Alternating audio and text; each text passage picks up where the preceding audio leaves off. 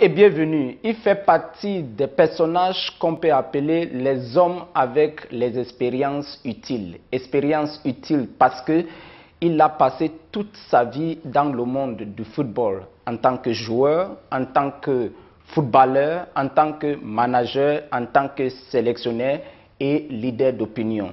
J'ai fait référence à l'un des visages les plus connus de l'espace footballistique africain et français. Il s'appelle Claude-Marie François Leroy. Bonjour et bienvenue. Bonjour, merci de votre accueil.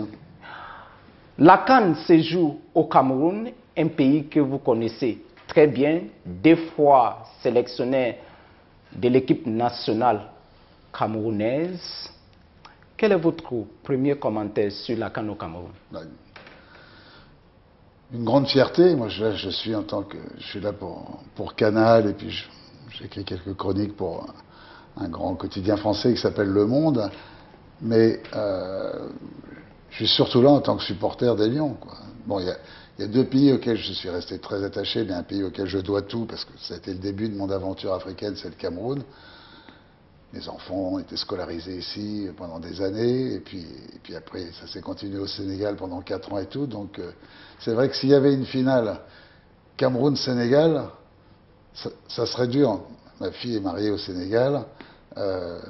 Je ne souhaite pas arriver à un match Cameroun-Sénégal dans cette compétition, mais tout le monde le sait, je suis à fond derrière les Lions indomptables, derrière ce pays qui mérite tellement la Coupe d'Afrique des Nations et à qui on a mis tellement de choses-trappes, tellement de haies à enjamber pour qu'enfin on se rende compte que c'était un grand pays capable d'organiser une Coupe d'Afrique des Nations, que ça ne fait qu'accroître ma fierté. Vous répétez le mot fierté 2 fois. Comment expliquer la fierté? C'est à travers l'infrastructure, c'est à travers l'organisation de la compétition, c'est à travers la stratégie sanitaire mise en place pour empêcher la Covid-19 pendant une période critique? Vous avez raison, c'est tout ça. C'est déjà les incroyables infrastructures qu'il y a dans ce pays. Est-ce qu'on se rend compte qu'il y a des stades magnifiques partout? Il y a surtout des terrains d'entraînement de grande qualité. Alors si j'en ai entendu quelques-uns pleurnicher, c'est qu'ils veulent toujours trouver des raisons de justifier des contre-performances ou de mauvais résultats. Donc il faut toujours remettre ça sur le dos de quelqu'un, ou trouver des raisons un peu fallacieuses, mais l'organisation, elle est parfaite. Et puis c'est vrai qu'il y a des efforts incroyables de fait pour justement éviter que cette pandémie ne ravage trop cette Coupe d'Afrique des Nations. Donc tout est fait pour protéger les joueurs, pour protéger les spectateurs. Donc il y a vraiment rien à dire. Alors les esprits chagrins trouveront toujours des raisons de dire que dans ce domaine ici ou là, mais vous savez, moi je couvrais la Coupe du Monde 90, restée célèbre pour le Cameroun, et j'étais pour les journaux français, pour Libération, pour France Football. Et la veille du match d'inauguration à Milan entre le Cameroun et l'Argentine, si vous aviez vu les milliers de gens qui travaillaient partout pour faire semblant de terminer des accès au stade et tout, c'était bien pire que tout ce qu'on a pu vouloir faire croire et dire sur le Cameroun. Claude Leroy, vous connaissez le Cameroun très bien, vous avez déjà vu la compétition, le départ de certains grands pays de football africain pendant la CAN Cameroun Total Energy 2021. L'Algérie est déjà partie, le Nigeria est déjà parti, le Gabon est déjà parti, le Ghana est déjà parti. En tant que sélectionneur, comment appréciez-vous déjà la qualité du jeu? Pour être tout à fait honnête, je pense que ça a été moyen au départ. Même si le match d'inauguration a été plutôt d'un bon niveau entre le Cameroun et le Burkina, on ne peut pas dire que les premiers matchs étaient d'un niveau exceptionnel, mais bon, on peut le comprendre, puisque sur injonction de la FIFA, les joueurs ont eu le droit de rejoindre à la dernière seconde leurs équipes, si bien que quasiment dans cette Coupe d'Afrique des Nations, les premiers matchs ont presque servi de match de préparation. Moi, toute ma carrière sur les Coupes d'Afrique, et je peux en parler parce que j'en ai dirigé 9, on avait 3 semaines, 1 mois de préparation, on partait dans un pays étranger, on avait tout le groupe à disposition, on pouvait travailler tactiquement, techniquement, athlétiquement, mentalement. Là, les entraîneurs ont fait du travail de dernière minute, donc c'est pas facile. Mais on sent que plus les matchs avancent, bah, plus il y a des habitudes de travail, plus il y a de la sueur au quotidien, et plus il y a de la qualité. Et on se rend compte que le niveau ne fait qu'augmenter, ce qui est aussi logique puisque le niveau des équipes est de plus en plus élevé, mais c'est pas que ça, c'est aussi que la préparation a été insuffisante. Or, qu'est-ce qui vous a déjà marqué exceptionnellement pendant la CAN au Cameroun? La cérémonie d'ouverture, certains départs? La cérémonie d'ouverture, oui, ça a été quand même un moment de bonheur partagé, de fête, super bien organisé. Puis dans les cérémonies d'ouverture, vous savez, ça se passe sur le terrain où a lieu le match d'ouverture. Et très souvent, la cérémonie d'ouverture abîme la pelouse. Alors que là, on a vu que la pelouse, malgré cette cérémonie d'ouverture, ou grâce à cette cérémonie d'ouverture, est restée intacte. Donc, ce qui veut dire qu'en amont, tout avait été pensé et bien organisé. Après, on en a déjà parlé, il y a le départ marquant de l'Algérie. Mais je crois que j'aurai l'occasion d'en reparler et d'écrire là-dessus. À savoir, je pense que les Algériens ne parlaient plus que d'un record du monde de matchs d'invincibilité. Et ils ont oublié qu'avant de parler d'un record du monde, il y avait des matchs à gagner. Et je pense que dès qu'ils ont perdu un match contre la Guinée équatoriale, ils ont complètement été cassés psychologiquement. Ils ont perdu le match suivant. Et il va falloir qu'ils fassent très attention pour la suite, parce que quelquefois, il y a un blocage psychologique dans le sens inverse qui se crée. L'Italie a connu ça quand ils ont battu le record du monde d'invincibilité. Derrière, ils ont accumulé les contre-performances aussi. Et les Algériens, il faut qu'ils soient vigilants, parce qu'au mois de mars, il y a une double confrontation Lion indomptable Fennec qui va valoir son pesant d'or. Et selon la fin de l'aventure des Lions indomptables dans cette compétition, ils pourraient avoir marqué pas mal de points psychologiquement pour cette double confrontation. Vous avez une expérience de sélectionneur, de coach, de manager de football dans pas moins de 14 pays dans le monde, y compris le Cameroun, le Sénégal, la République démocratique du Congo. Ça veut dire que vous avez pu gérer les joueurs, les plus grands joueurs africains qui évoluent en Europe. Lorsqu'il y a les compétitions nationales qui impliquent les pays comme la CAN, c'est difficile de marquer les buts. Mohamed Salah, Sadio Mané, je peux en citer les noms. Qu'est-ce qui se passe? Il y a déjà l'habitude de jeu, c'est-à-dire que Sadio Mané, Mohamed Salah et Liverpool ont un environnement dans lequel ils travaillent 11 mois sur 12, avec des joueurs qui sont autour d'eux, quelquefois, il faut le dire, d'un niveau supérieur à certains de leurs coéquipiers dans leurs équipes nationales. Mais ce n'est pas suffisant comme explication. Il y a aussi l'investissement. C'est-à-dire qu'il faut qu'ils se comportent comme des grands leaders dans leurs équipes nationales. On a vu beaucoup de très grands joueurs faire des performances exceptionnelles dans leurs équipes nationales pour des Coupes d'Afrique des Nations, pour des Coupes du Monde. Mais il faut avoir le mental pour ça. Et par exemple, en ce qui concerne, pour le moment, Sadio, qui est un joueur exceptionnel, mais on n'a pas vu son leadership complètement sur l'équipe dans les matchs du Sénégal, comme Mohamed Salah. Même si Mohamed Salah, sur le dernier match, on l'a beaucoup plus vu patron d'équipe que ce qu'il avait fait pour l'entrée en compétition. Mais les joueurs ont besoin de se dépasser eux-mêmes. Une équipe nationale, je pense que les gens ne se rendent pas compte à quel point il y a une pression psychologique quand on joue dans une équipe nationale.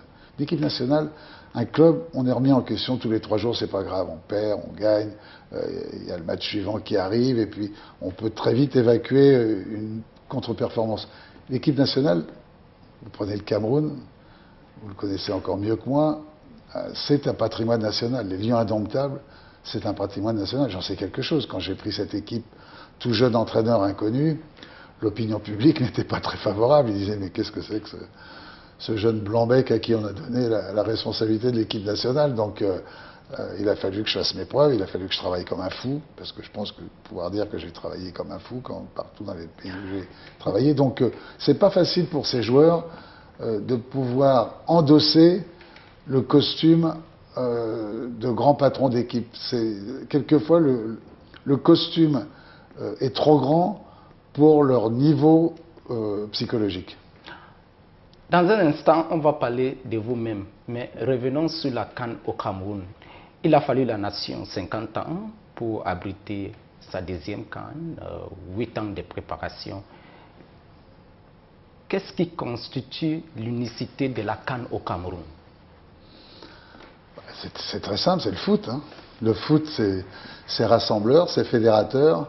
On sait très bien qu'il peut y avoir des problèmes internes, qu'il peut y avoir des conflits, qu'il peut y avoir des querelles politiques et tout, mais c'est un pays, contrairement à d'autres, où le foot peut quelquefois diviser. Le Cameroun, c'est un pays où le football est un extraordinaire facteur de rassemblement. Quelles que soient les opinions politiques, les divergences, les conflits d'intérêts, quand vous parlez des lions indomptables, toute la nation a de rares esprits chagrins, toute la nation est derrière les lions indomptables. On n'a qu'à voir, on voit la population, comment elle réagit, on voit toutes les vibrations positives qu'il y a partout, on sent qu'il y a tout un peuple qui a envie d'effacer justement mars ou février 1972. Je connais bien puisque nous, j'étais professionnel à Ajaccio à l'époque et on était allé aider à la préparation de la République du Congo à Brazzaville et à Pointe-Noire. Vous voyez, on avait rendu un mauvais service aux Lions. Je ne savais pas à l'époque qu'un jour, ou que 13 ans après, non 14 ans après, puisque c'était en décembre 71, j'allais revenir sur ce continent comme patron des Lions indomptables. Vous êtes né en 1948. Vous n'étiez pas obligé de le dire. Hein. Tout à fait. L'histoire ne peut pas l'effacer. Aussi, non. Tout à fait. Non, j'assume complètement. Tout à fait. C'est l'histoire. 3 ans après la fin de la Deuxième Guerre mondiale, rapidement, vous vous êtes engagé dans le sport. J'avance l'histoire en 1988. Vous êtes devenu le sélectionneur des Lions indomptables du Cameroun avec 85, je m'excuse. Le 20 mai 85, je suis arrivé ici. Tout à fait. Je voulais parler de l'année où vous avez gagné la CAN. Merci pour cette correction. Vous gagnez donc la CAN, la deuxième pour le Cameroun. C'était un moment de fierté pour vous? Pour moi, non, parce que j'ai pas un ego. Moi, je pense qu'on est... Quand on fait plaisir aux autres, c'est de l'égoïsme. Souvent, moi, j'essaie de rendre service aux gens et qui me remercient beaucoup. Je dis non, si je vous fais plaisir, c'est que ça me fait plaisir à moi en premier. Non, je pense qu'on avait beaucoup travaillé depuis 85. On est parti 5 semaines au Brésil. Pour que les gens sachent que j'ai pas toujours vécu sous les ors de la République. On est parti 5 semaines au Brésil avec Jules Nyonga et Moïse Beng, seulement, un adjoint, un kiné, 22 joueurs. Et on a vécu pendant 5 semaines dans des dortoirs où on dormait dans des lits superposés. Moi, je dormais en bas, Jules au-dessus de moi et Moïse sur le lit au-dessus. On payait 4000 francs CFA par jour et par personne au camp militaire du CFA à Rio pour le petit déjeuner, le déjeuner, la collation, le dîner et la chambre. 4000 francs CFA par jour. Selon les conditions économiques de l'époque. Oui, mais c'était véritablement des conditions draconiennes pour s'entraîner. Les joueurs ont accepté ça. On a fini par un match au Maracana et tout est parti de là. Parce que cette aventure, elle est partie avec beaucoup de jeunes joueurs. Les Kanabi, Komambi, Mbou, Tatoun, Deep, Songo, enfin, Missé, j'en passe, et encore des plus forts. Et c'est là qu'on a commencé à forger quelque chose. Bon, après, il y a eu la finale intercontinentale. Après, il y a eu une coupe de l'UDEAC au Gabon qui n'a pas été un grand succès, où je me suis fait bien vilipendé pour ne pas l'avoir gagné. On nous annonçait une Coupe d'Afrique des Nations catastrophique en Égypte. Et finalement, on a fait une Coupe d'Afrique remarquable de qualité technique, de qualité collective. On était battus en tir au but en finale. Et l'aventure a continué. Petit à petit, ces jeunes se sont imposés. Il a fallu, et ça m'a déchiré le cœur, que je me prive par exemple de certains qui étaient les repères essentiels des Lions indomptables à l'époque, comme le docteur Abega et Grégoire Mbida, que je n'ai pas sélectionné pour 88. Je me suis fait assez engueuler. Il y a eu des défilés dans les rues pour demander mon départ. Et avec cette jeune équipe, plus une colonne vertébrale de joueurs exceptionnels, Jo Bell, Emmanuel Koundé, Roger Mila, on a gagné au Maroc. Et je me demandais justement hier, je rappelais des victoires du Cameroun, et je pense que c'est la seule fois où le Cameroun a gagné en Afrique du Nord. Je pense qu'à chaque fois, autrement, le Cameroun a gagné en Afrique subsaharienne. Je me faisais cette réflexion. Nigeria, Mali, voilà. Côte d'Ivoire. Et, voilà, et à chaque fois, j'entendais les Algériens dire on ne peut pas gagner en Afrique subsaharienne. Ils se plaignaient de ceci, de cela. Et je disais, ben, nous, on a pu gagner au moins au Maroc. Claude Roy, avec cette victoire, 2 ans après, l'expédition de la Coupe du Monde 1990, malgré votre succès éclatant. S'il y a une Coupe d'Afrique des Nations aujourd'hui au Cameroun, on doit beaucoup à Issa Hayatou, et je trouve que on oublie de parler un petit peu de toute l'importance qu'il a joué aussi dans le développement du football camerounais de cette époque. L'ancien président de la Confédération africaine de football. Et président intérimaire de la FIFA. C'était des personnalités d'une autre dimension que ceux qu'on a aujourd'hui. Mais on a donc gagné, il y avait des primes, c'est très simple. Et puis moi, la prime, j'ai jamais touché parce que j'étais docteur, je crois le docteur Fauffet, ministre à l'époque, a oublié de me donner la prime octroyée par le chef de l'État. On m'a proposé de signer une prolongation de contrat de 6 ans. J'ai attendu quelques jours le président Biya, qui était en Allemagne à l'époque. Finalement, il n'est pas rentré. J'ai donc décidé de quitter le Cameroun, de ne pas signer ce contrat et de partir discrètement, puisqu'on a même mis les cantines sous le nom d'amis à nous. Et en partant, les gens nous ont dit au retour, après les vacances et tout. Et moi, je savais que je ne reviendrais pas parce que je ne pouvais pas continuer avec quelqu'un qui n'avait pas respecté les engagements. Voilà. Et c'est tout simple. Quelques années plus tard, 10 ans plus tard. 10 ans plus tard, vous revenez en 1998. Pourquoi le retour? Parce qu'on m'a demandé de venir, on m'a demandé si j'étais d'accord. J'étais à l'époque, je dirigeais le Paris Saint-Germain. J'ai demandé au président du club, au patron de Canal, à Pierre Lescure, à Michel Denisot, si je pouvais partir un petit peu avant la fin de la saison. Ils m'ont donné l'autorisation, donc je suis revenu avec le Cameroun. Et là, à l'hôtel à Toulouse où on jouait le premier match, le président Billard est arrivé avec une enveloppe et m'a donné ce qu'on me devait depuis 1988. C'est une aventure, c'est une histoire formidable qui m'a beaucoup touché. Il restait constant dans ces démarches. C'était pas le problème de l'argent, c'est un problème de principe, c'est tout. C'était que ça. C'est ça que j'ai dit. Voilà. C'est un homme de principe. Absolument, la preuve. La preuve. En 1988, donc, il y a une nouvelle génération qui entre en scène. Parmi ces gens, Samuel Eto'o, aujourd'hui président de la Fédération camerounaise de football. C'est une chance pour... C'est pas une chance pour le Cameroun seulement, c'est une chance pour le foot. Parce que, d'après tout ce que je sais, déjà, les premières mesures qu'il a prises sont des mesures sociales pour le personnel, déjà, de la fédération, qui n'étaient pas...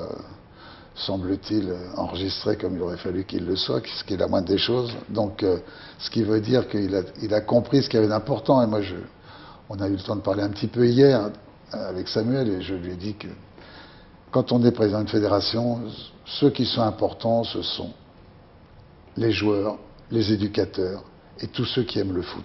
Et tous ces gens-là, il faut y penser en permanence.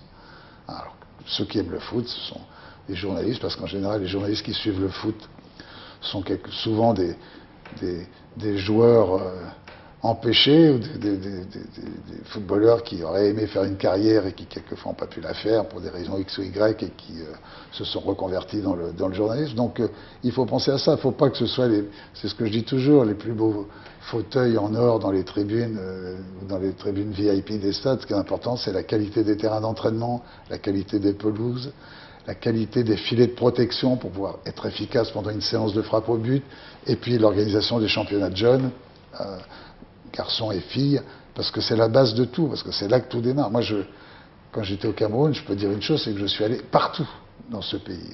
J'avais formé une équipe nationale locale à l'époque, bien avant que je me batte pour qu'il y ait un CHAN, j'avais moi donné l'exemple ici, et puis on est allé jouer dans toutes les provinces. On est allé lancer des défis dans les provinces, et ça me permettait de découvrir des jeunes joueurs qui jouaient à Bamenda, à Limbe, à Douala, à Bafoussam, à Garoua, à Ngaoundéré, et à travers tous ces matchs contre les provinces, contre des sélections provinciales, qui faisaient en plus travailler les conseillers techniques régionaux, ben on découvrait des joueurs. C'est comme ça que j'avais découvert Massing, que j'avais découvert Tato, que j'avais découvert Charlie Tamarc, au hasard de toutes ces rencontres. Et en levée de rideau, on faisait des matchs de jeunes, ce qui permettait aussi de pouvoir voir des gamins, ce qui m'a permis de créer le premier concours du jeune footballeur à ce moment-là, qui avait été gagné, comme quoi c'était pas mal fait, par Kesak Mabouang. Ça a été le premier vainqueur du concours du jeune footballeur que j'avais organisé. Voilà, l'organisation du football, c'est la base, ce sont les jeunes, c'est la formation des éducateurs. C'est empêcher les éducateurs, quelquefois au niveau physiologique, de faire des erreurs, de faire trop de résistance, par exemple, chez un jeune joueur. C'est-à-dire qu'on muscle le cœur avant qu'il se développe, si bien qu'il aura plus de capacité d'endurance, puissance, c'est pas du tout scientifique, après, donc il faut être très vigilant. C'est pour ça que la formation des éducateurs, c'est la base de tout. C'est comme à l'école.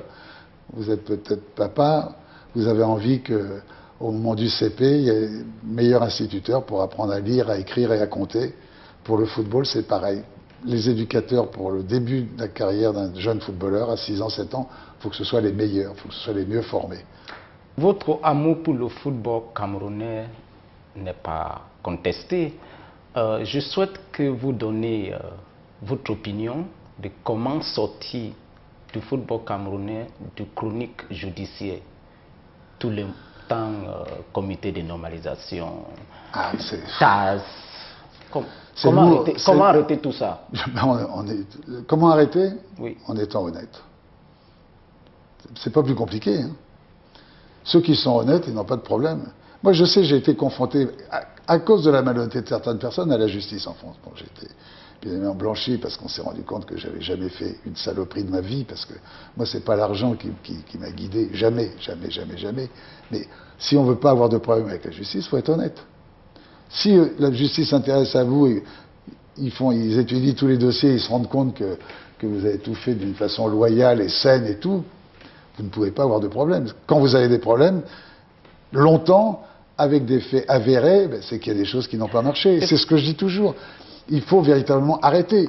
Il faut quand même il faut continuer à se battre là-dessus. Il y a des sélectionneurs en Afrique qui continuent à signer des contrats parce qu'ils rétrocèdent de l'argent au président de fédération. Il y a des ostéopathes qui signent des contrats parce qu'ils rétrocèdent de l'argent à des trésoriers de fédération. Ça ne peut pas continuer. Le football ne peut pas marcher comme ça. Comment vous voulez qu'il y ait du respect par rapport à un président qui tolère ça et vis-à-vis d'un entraîneur qui se plie à ce petit jeu-là? C'est pas possible. Ok. Avant de finir, est-ce que Claude Roy est prêt à devenir coach encore? Oui, bien sûr, oui. J'ai arrêté le Togo parce que, hélas, ma femme, qui a vécu aussi... Là... Imaginez, nous sommes dans le monde d'imagination, que je suis ministre des Sports ou bien président de fédération dans un pays qui existait dans le monde, et je dis, Claude, venez pour un nouveau contrat. Oui, non, mais vous êtes prêt? Je vais finir ma réponse. Ma femme a une grave maladie, donc elle est en chimiothérapie, on espère que ça va se terminer. Donc j'ai tout coupé. Je suis venu juste, j'aurais dû venir les 5 semaines pour Canal, je devais venir tout le temps pendant la Coupe d'Afrique. Mais bon, j'ai juste pu organiser tout un accompagnement autour d'elle pendant 15 jours. C'est pour ça qu'il y a une intervention importante le 5 février, donc je suis obligé de partir après les demi-finales, le 4. J'espère que je verrai la victoire des Lions indomptables chez moi le 6. En plus, le 6 février, si vous avez regardé, c'est le jour de mon anniversaire. Coïncidence quand même assez incroyable. J'ai eu des propositions, même pour cette Coupe d'Afrique des Nations. Il y a 2 pays en particulier qui m'ont proposé de prendre. Mais c'était absolument impossible pour moi de ne pas m'occuper de mon épouse et de ne pas être 24 heures sur 24 à côté d'elle. Donc là, les choses évoluent bien. Je ne peux pas m'arrêter comme ça parce qu'il y a eu la maladie de ma femme. Je referai encore quelque chose, je ne sais pas où, mais c'est sûr que je ferai encore 1 an, je pense, ou 2 maximum, et puis là, je déciderai d'arrêter moi. Mais on ne m'arrêtera pas, c'est moi qui arrêterai. Claude Roy, quel est votre choix pour le trophée de la CAN Total Cameroun Énergie 2021. Non, mais je vous l'ai dit, c'est pas parce que je suis au Cameroun, on sait mon attachement. Je vous l'ai dit, il y a 2 pays. J'ai adoré travailler, vraiment dans tous les pays où j'ai travaillé, j'ai eu de la chance d'avoir des staffs, des adjoints. Quelquefois, les présidents, on peut en discuter, ça n'a pas toujours été le profil que j'aimais le plus, ou certains ministres, mais moi j'ai toujours pu travailler dans les meilleures conditions possibles et on m'a toujours laissé travailler. Au Togo, c'est pas là où j'ai eu les plus grands résultats, mais j'ai travaillé 5 ans dans des conditions formidables, avec un chef de l'État qui m'a permis de travailler, et j'ai créé Graines du Togo, la dernière édition qui vient de se terminer. C'est 15 000 enfants, garçons et filles, qu'on a sélectionnés dans tout le pays. 15 000 enfants. Et ça sera les futures équipes nationales de jeunes du Togo, garçons et filles, dans les prochaines années. Toute la base des gamins du Togo, c'est eux qui vont former toutes ces équipes nationales.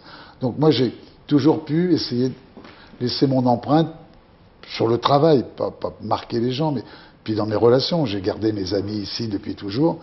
Alors, la finale, je vous l'ai dit, je suis quand même particulièrement attaché à 2 pays. Le Cameroun, les gens me disent tous les jours, merci pour ce que vous avez fait pour le Cameroun, et moi j'arrête pas de le répéter. Au Cameroun, surtout, merci pour ce qu'il a fait pour moi et ce qu'il a fait de moi, parce que je dois énormément à ce pays. Et puis le Sénégal, qui est un pays pour d'autres raisons familiales auxquelles je suis très attaché. Donc, est-ce qu'on arrivera à une finale Cameroun-Sénégal?